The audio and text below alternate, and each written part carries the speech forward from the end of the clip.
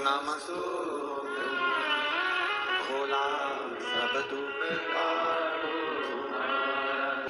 शंकर भोले बाबा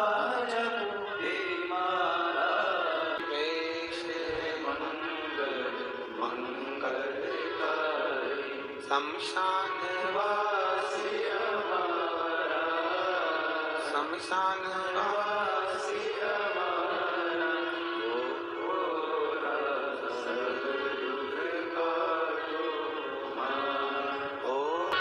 भगवान शंकर का कीर्तन कर रहा।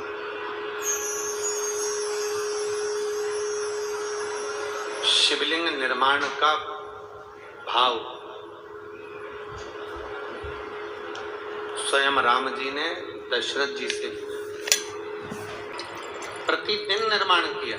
और अमलेश्वर की पवित्र भूमि से आप भी एक बात लेकर जाना, जब तुमको लगे कि मेरी जिंदगी बड़ी कष्ट में चल रही है, बहुत दुख का जीवन चल रहा है, बहुत तकलीफ चल रही है,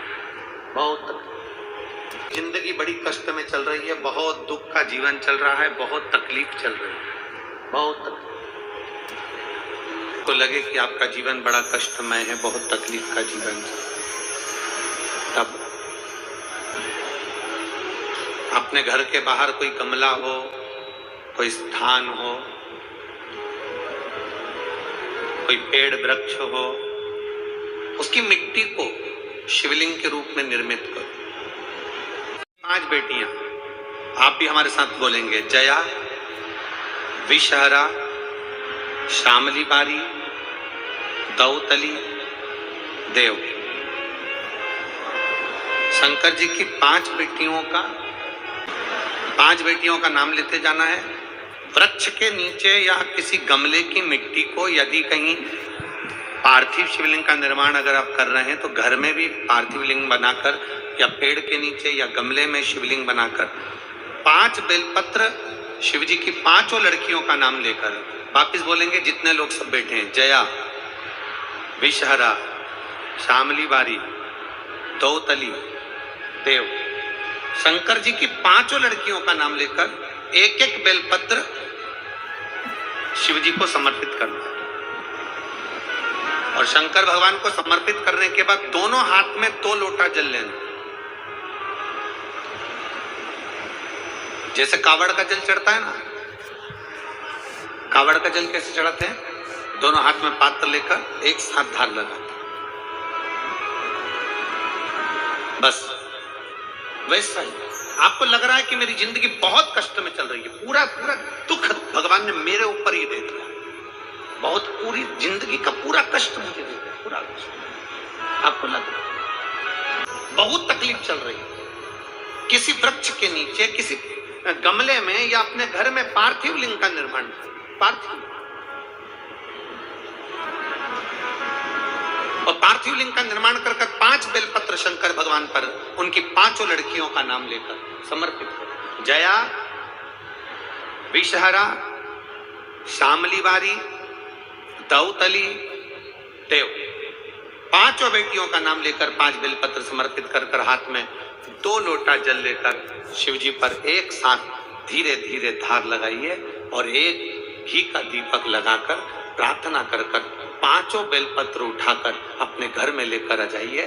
2.5 महीने, ज्यादा से ज्यादा हम बोल रहे हैं 2.5 महीने, पर विश्वास करता है कि 15 दिन में वो दुख मिटेगा ही, वो तकलीफ कटेगी, वो कष्ट मिटेगा। 15 नहीं हुई, 18 साल निकल गए, संतान नहीं हुई, 19वां वर्ष आया और इसने घोड़ियारी की पंडाल में बैठकर, घोड़ियारी में जब कथा हुई, घोड़ियारी के पंडाल में बैठकर कथा सुनकर बाबा की रच को अपने पेट पर लगाकर खाकर विनती करी, बाबा कुछ भी करो, अब मेरे घर में औलाद तुम ही दे सकते हो, तुम ही। तत्व की प्राप्ति, समर्पण की मूलता देवराज जानता है। एक देवराज नाम का ब्राह्मण है, ब्राह्मण कुल में जन्म लेने के बाद अपने ब्राह्मण तत्व को श्रेष्ठ नहीं बना पाए, श्रेष्ठ नहीं बना। कितना सुंदर बात कही, जरा ध्यान रखिएगा, बहुत ध्यान देना है इस बात पर। कोई व्यक्ति अपने दोनों हाथ घी में डुबो ले,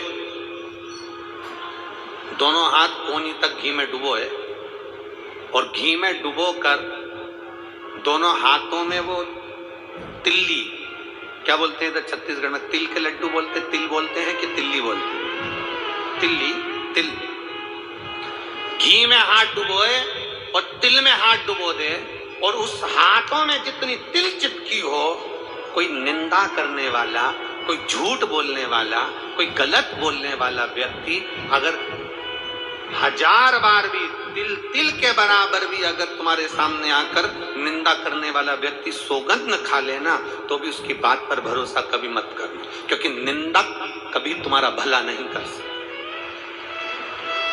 निंदा करने वाला आज दूसरे की निंदा कर रहा है, अगर निंदा करने वाला दूसरे की निंदा कर रहा है तो ये बात याद रखना कि वो तेरी भी निंदा दूसरी जगह जाकर जरूर कर, जरूर कर, अगर वो निंदा कर रहा है।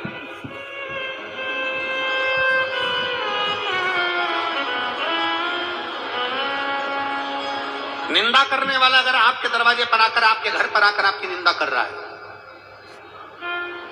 निंदा कर, तो मान कर चलना कि वह निंदा करने वाला दूसरे के घर पर तुम्हारी भी निंदा जरूर करेगा। इसलिए शिव पुराण कहती है, अपने भरोसे को बढ़ाइए, अपने विश्वास को बढ़ाइए, अपनी मेहनत को बढ़ाइए, अपनी लगन को बढ़ाइए, अपने कर्म के प्रति जागरूकता को बढ़ाइए, पर किसी चुगली करने वाले या अपशब्द बोलने वाले व्यक्ति से साझा न रखते हुए मन को शांत रखकर शिव मंदिर में जाकर एक लोटा जल चढ़ाइए, आप रूप अपने आप आनंद का अनुभव होगा। बोल बम का नारा है, आवाज नहीं आई, जरा दमदारी से बोल। कोई लेट बनता है, कोई जल्दी बनता है, शिव को जल चढ़ाने वाला सेठ जरूर बनता है। मंदिर में पहुंच गया, शिवालय में उसके शरीर में ताप पड़ रहा, बहुत ठंड लगा।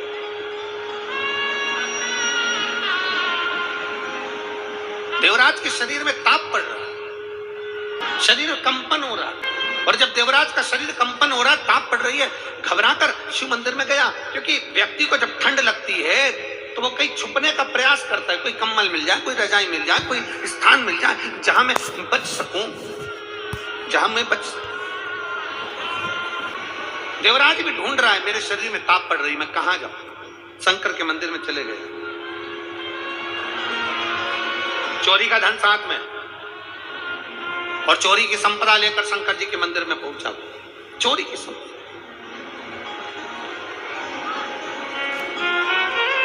छुपा रहा था, चोरी के सामान को छुपा रहा, छुपा रहा। और चोरी का सामान छुपाते छुपाते छुपाते छुपाते बैठा हुआ शरीर में कंपन उत्पन्न हो रहा था। उसी मंदिर में कोई ब्राह्मण शिव महापुराण की कथा का वाचन कर रहे थे, शिव महापुराण की कथा का वाचन कर रहे थे और हर हर महादेव। ब्राह्मण बार बार हर हर महादेव का नारा लगा रहे थे, तो इसको कंपन हो रहा था, सर का दर्द हो रहा था। देवराज को लगा कि यहाँ रहना उत्तम नहीं है, बड़ा रुष्ट होकर उस मंदिर से बाहर निकल, बड़ा रुष्ट। और जब रुष्ट होकर मंदिर के बाहर निकला, गया एक बेलपत्री के वृक्ष के नीचे, एक बेलपत्री के पेड़ के नीचे बैठ, और बेलपत्र के वृक्ष के नीचे बैठा।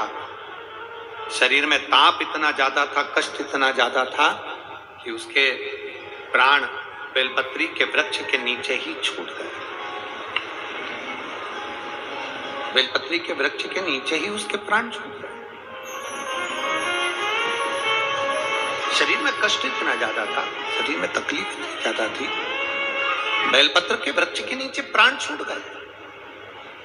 अब भगवान देवादिदेव महादेव उसको लेने के लिए आए, तो उसके मन में संशय ये उत्पन्न हो गया कि मेरे जैसा पापी ब्राह्मण घर में जन्म लेने के बाद मैं चुगली करा, ब्राह्मण घर में जन्म लेने के बाद मैंने निंदा करी, ब्राह्मण के घर में जन्म लेने के बाद मैंने